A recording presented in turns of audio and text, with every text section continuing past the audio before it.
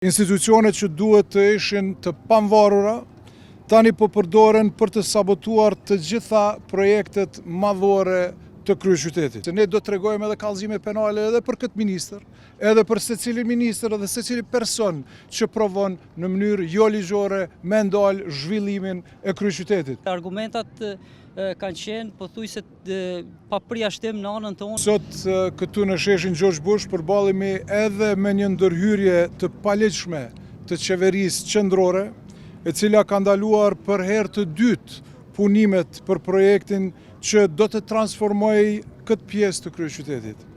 Kjo është një përpjekje qëllimshme për të penguar zhvillimin e kryeqytetit dhe për të mbajtur Prishtinën të pazhvilluar e në vazhdimsi të bllokuar. Kërkesat dhe arsyetimet për këtë ndërhyrje janë të pabaza dhe jo ligjore. Institucionet që duhet të ishin të pavarura, tani po përdoren për të sabotuar të gjitha projektet madhore të kryeqytetit. Duke i shërbyer kështu interesave politike dhe duke shkaktuar dëm të drejt për gjithë qytetarët e kryeqytetit e faktikisht edhe gjithë vizitorët që vinë. Asgjë të jashtëligjshme, pra zero elemente të jashtëligjshme ka ky projekt, e po ashtu edhe projekte tjera. Po tash fokusohemi këtu në George Bush. Pra të gjitha intervenimet tona janë për brenda ligjit, edhe ju siguroj që nuk do të ndalemi. Pra neve pikrisht ky ministër po na shkakton dëme të mëdha, po na i bllokon, pra po e shfrytëzon mundësitë e vet, faktikisht fol edhe në emër të policisë, fol edhe në emër të prokurorisë, jam Ermenia që është çapo di unë, domethënë në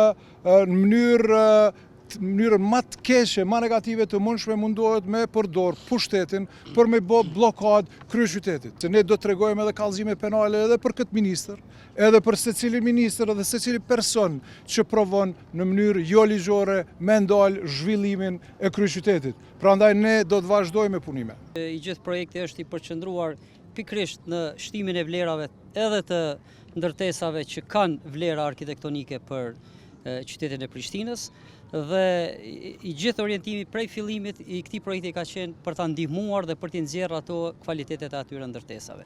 Në këtë drejtim ne edhe kemi pas disa takime edhe me Institutin për Mbrojtjen e Monumenteve dhe kemi prezantuar para tyre projektin në detaje me kërkesën tonë që t'i sqarojmë të gjitha dilemat që mund të jenë. Dhe me thonë drejtën në ato takime ne kemi fituar një përshtypje se po kuptohemi, sepse argumentat kanë qenë pothuajse pa përjashtim në anën tonë.